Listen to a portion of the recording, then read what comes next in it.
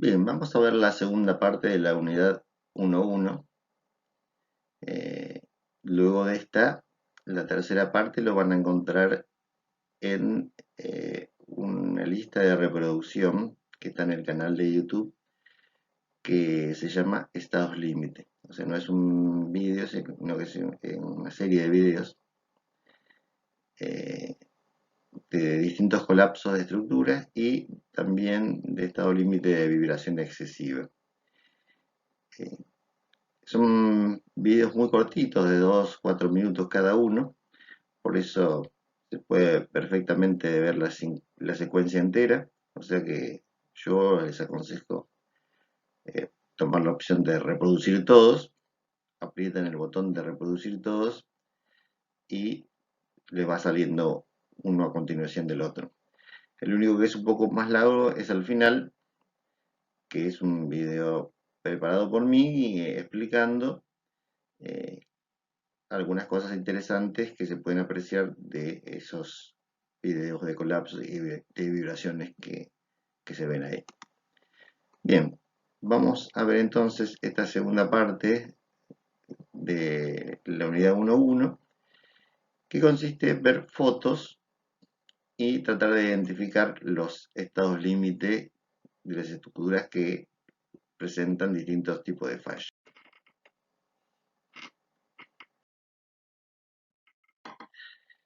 Vamos a empezar viendo los estados límite de servicio.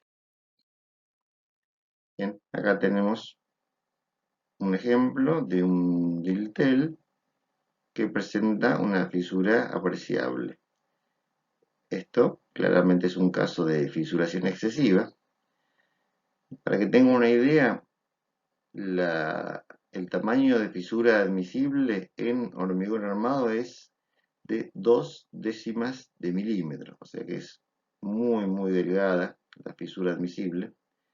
Es decir, fisuras menores aún todavía son perceptibles a simple vista, pero eh, para hacer un control estamos hablando de ese valor, 0,2 milímetros.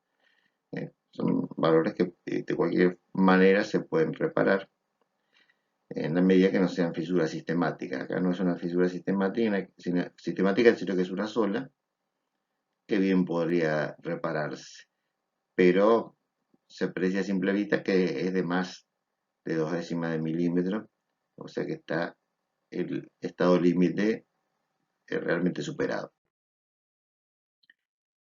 Otras fisuras importantes, otro caso de fisuración excesiva. Fisuración excesiva está dentro de daños locales. Es un caso particular de daños locales. Acá, en este caso es un caso más general, donde se ve descascaramiento y se ve ataque por agua, esa mancha negra que tenemos por acá arriba. A ver, vamos a encender el puntero. Esta tenemos descascaramiento y acá tenemos una mancha del desagüe que también podemos considerar que son daños locales. Otro descascaramiento también es la parte inferior de un puente. Acá tenemos vigas metálicas, perfiles doble T que tienen una deformación excesiva, claramente tiene una deformación excesiva. Habíamos dicho que eran 2 centímetros en 6 metros, bueno, acá puede haber un poco más de 10 metros, o sea que tendríamos que tener 3 centímetros de deformación admisible, esto claramente lo supera. Bueno, la inclinación de esta torre, la torre de Pisa, es una atracción turística, pero no es porque los constructores la hayan hecho para que se incline. Fue, digamos, un hecho accidental. De hecho, hubo que tomar medidas para que no se termine cayendo, porque se seguía inclinando hasta que hace pocos años se hizo un estudio muy importante y se hizo toda una obra de estabilidad de la fundación. Pero la inclinación de esta torre eh, es un efecto no deseado y lo podemos considerar como una deformación excesiva, por cuestiones, pongamos, estéticas si se quiere. E incluso acá se ve que el constructor ha querido compensar un poco la inclinación, se ve que se empezó a inclinar durante la propia construcción y trataron de enderezarlo. Bueno, este es otro caso de deformación excesiva. Daría la impresión que fuera algo dinámico, que está vibrando, pero no, no es una vibración, sino que esto está estático así. Y bueno, no se sabe muy bien por qué razón este puente quedó así y como no afecta la estabilidad, se dejó así, no se hizo ninguna reparación ni corrección. Bueno, este es un caso que no podemos percibir mediante una foto. La foto la usamos para que se vea la obra. Esta obra, que es un puente peatonal sobre el río Támesis en Londres, llamado Puente del Milenio porque se inauguró en el año 2000. Y vamos a ver en los videos que tuvo problemas de vibración excesiva. Esta es una vista más cercana y desde abajo de este puente. Es un puente muy esbelto, cosa que no ayudó a su estabilidad. Bien, veamos ahora algunos ejemplos de estados límite últimos. Acá tenemos una torre tanque volcada. Habíamos dicho que el volcamiento es un caso típico de falta de equilibrio o pérdida de equilibrio, que era el primer grupo de estado límite último que habíamos visto. Bueno, este es un puente que por ahora está sano, por ahora en la foto, porque en realidad vamos a ver que este puente, a causa de esto que vemos acá, que es corrosión, terminó colapsando, como vamos a ver en la foto siguiente. Acá tenemos una foto, ese puente era lo que quedó así. Bueno, vemos pedazos de puente por todos lados. Y dijimos que cuando una estructura se parte en dos, o se parte en cinco, o se parte en 1000, estamos hablando de rotura frágil. Entonces, claramente es un caso de rotura frágil. Una de las características que tiene la rotura frágil en comparación con la rotura dúctil es que es mucho más peligrosa, porque es sorpresiva, explosiva, inesperada.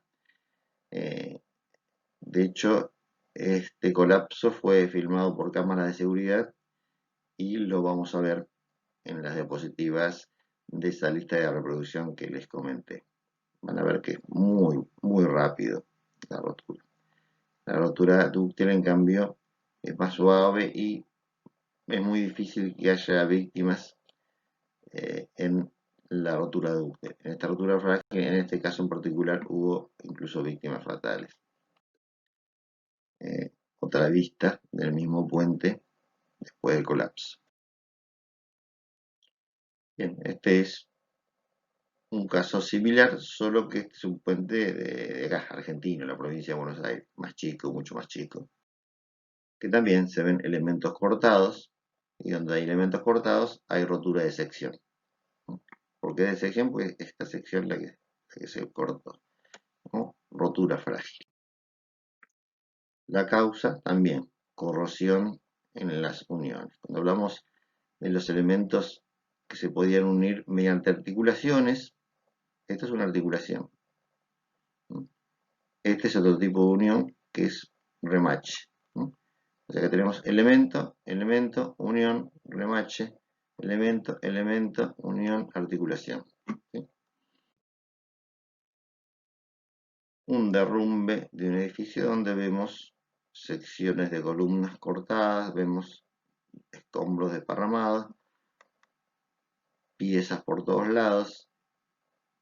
O sea, si una estructura se parte en 1000 pedazos, como es este caso, estamos hablando de una rotura frágil y, como dijimos, de la rotura frágil es muy, muy peligrosa.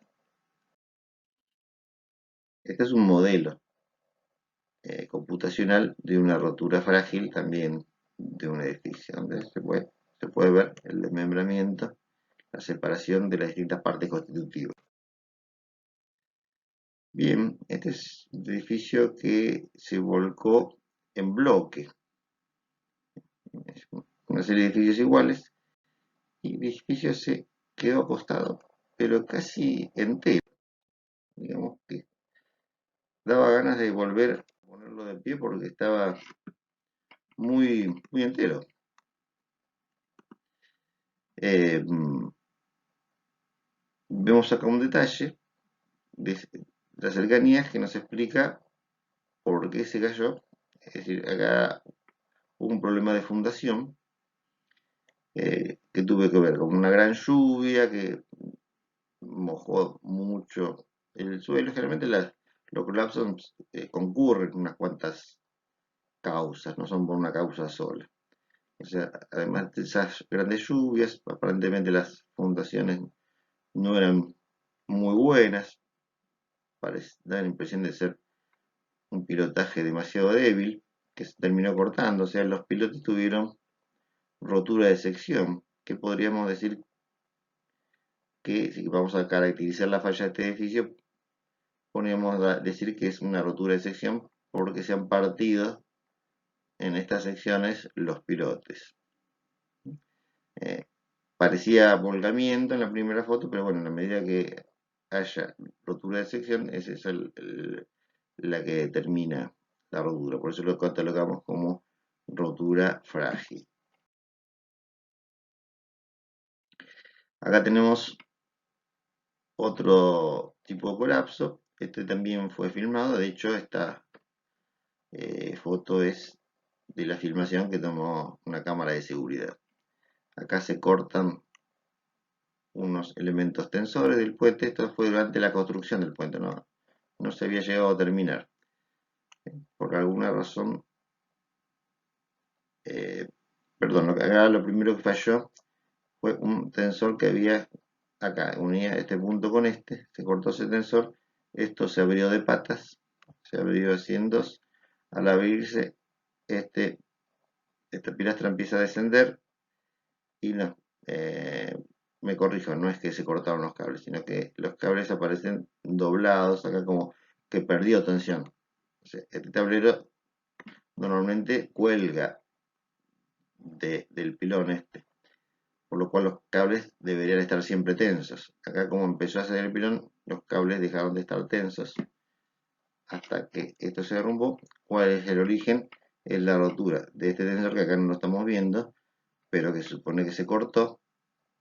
Por lo tanto, al cortarse el tensor, eh, lo consideramos rotura frágil. Además, después que se cayó, se partió mucho más en 1000 pedazos. Esta es una foto posterior de la secuencia, donde se ve más clara la rotura del tensor, la separación, la pérdida de tensión de los cables y el colapso del pilón y el arrastre de todo el puente.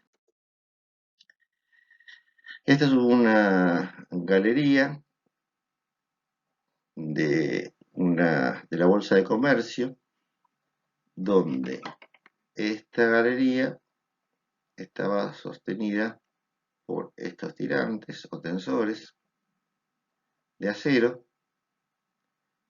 Se cortó uno y al cortarse uno se fueron cortando sucesivamente, porque al cortarse uno el otro se recarga, se sobrecarga, con lo cual se corta también y así sucesivamente. También esto está filmado y lo vamos a ver. Como hay rotura de sección de los tirantes, esto lo consideramos rotura frágil. Una foto posterior de la misma secuencia donde está marcado el punto de falla. Este puente también está firmado por cámara de seguridad de la falla. ¿Cuál fue la secuencia de la rotura? Bueno, acá lo primero que falló es que se cortó un tensor, que también se llama péndola. Podría ser este, por ejemplo. El tensor se cortó. Al cortarse, como en el caso anterior, sobrecarga a los tensores vecinos, entonces se produce una rotura en cadena de todos los tensores.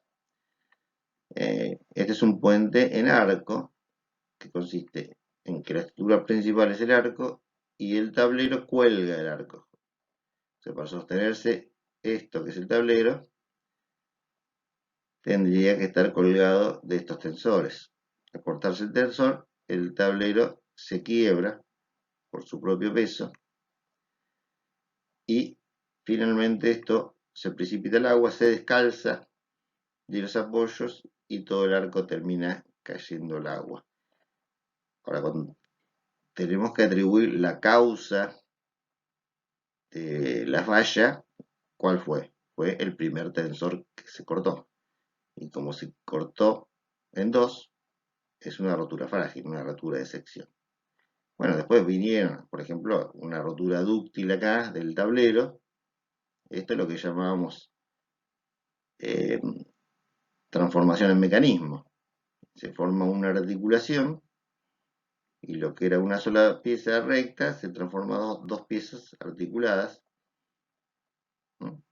Esto es lo que yo les decía, que una rotura dúctil de tablero no es nada parecido a una deformación excesiva, es otra cosa.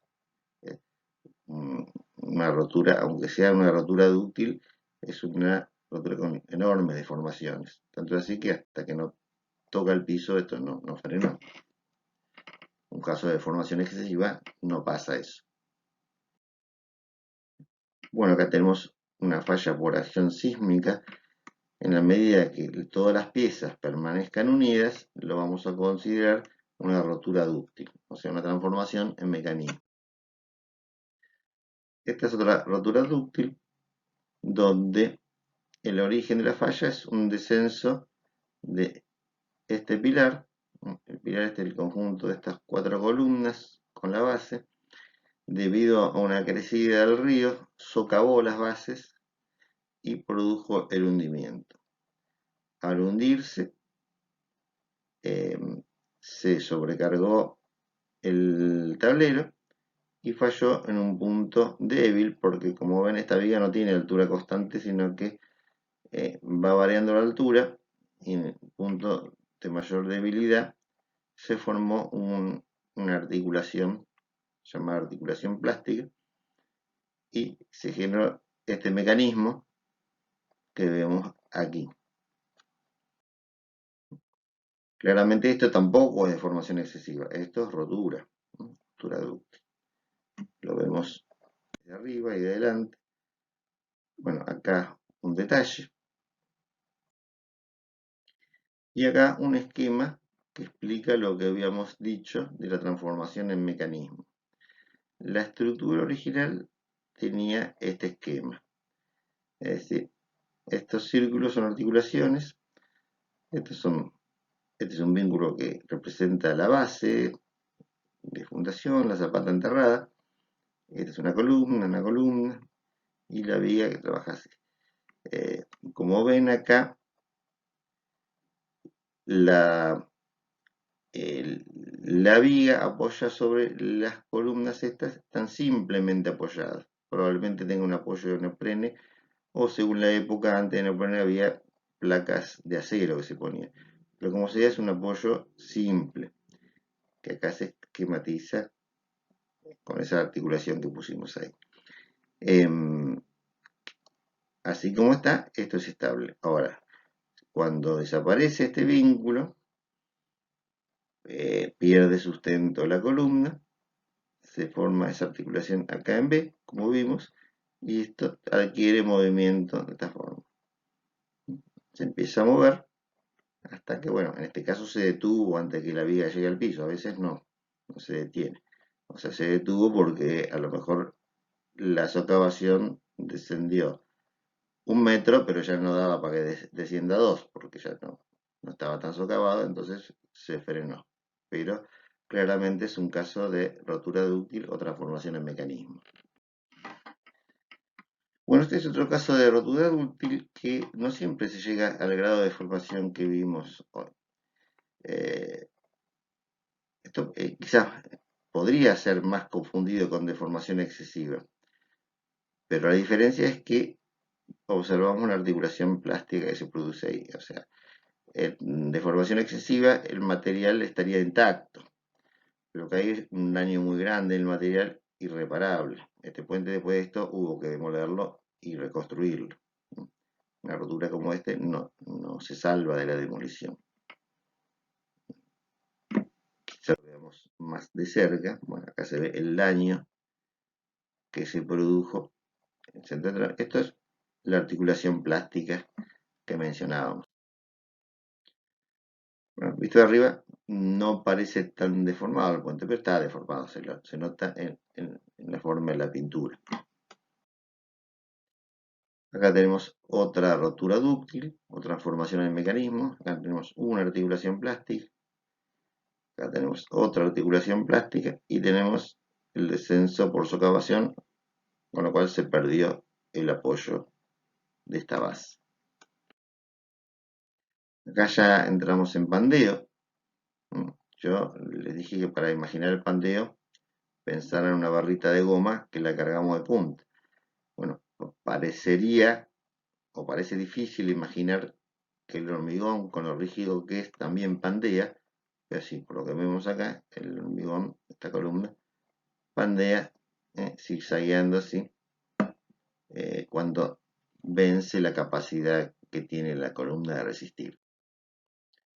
Acá tenemos otra columna, es un ensayo del laboratorio, donde también hay una rotura por pandeo.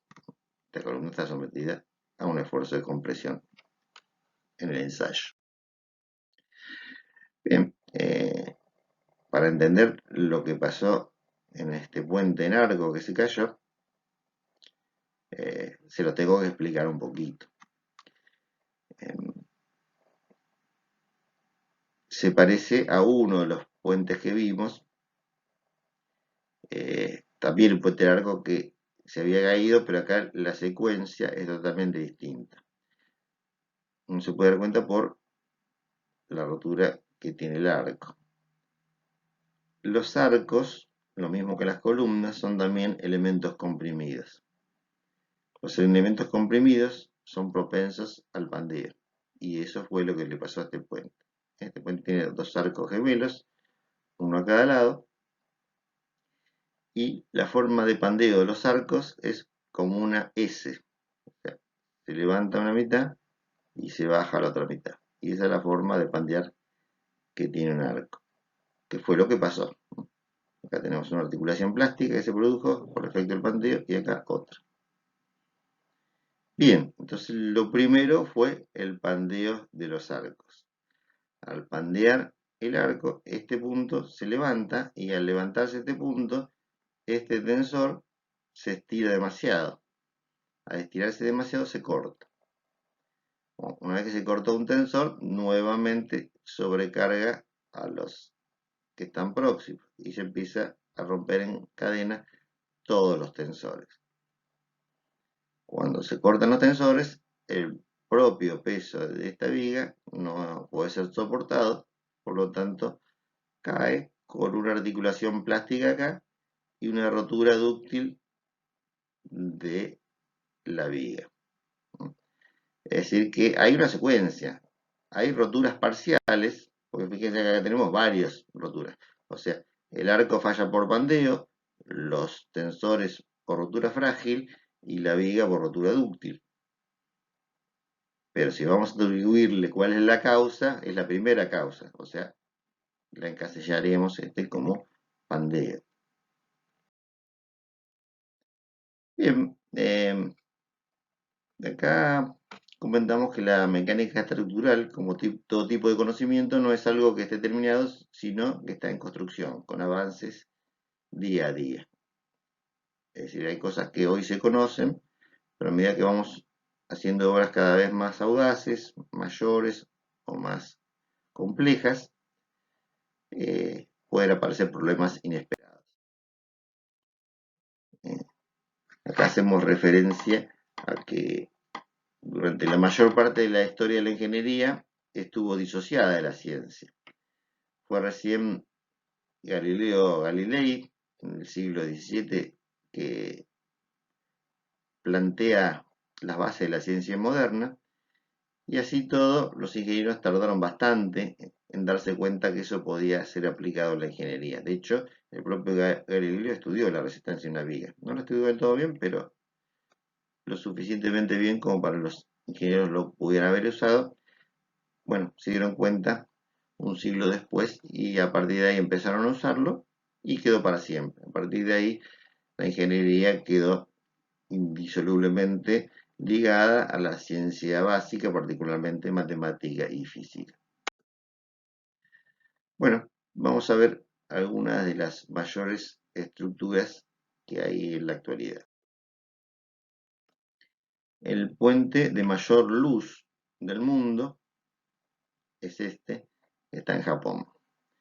Dijimos que luz es la distancia de un apoyo, de este apoyo a este apoyo. Son los dos apoyos entre este apoyo y este, no hay ningún otro. La distancia entre este y este es de 2 kilómetros, 2 kilómetros de luz. Impresionante. La estructura, el tipo de estructura que más luz resiste son los puentes colgantes.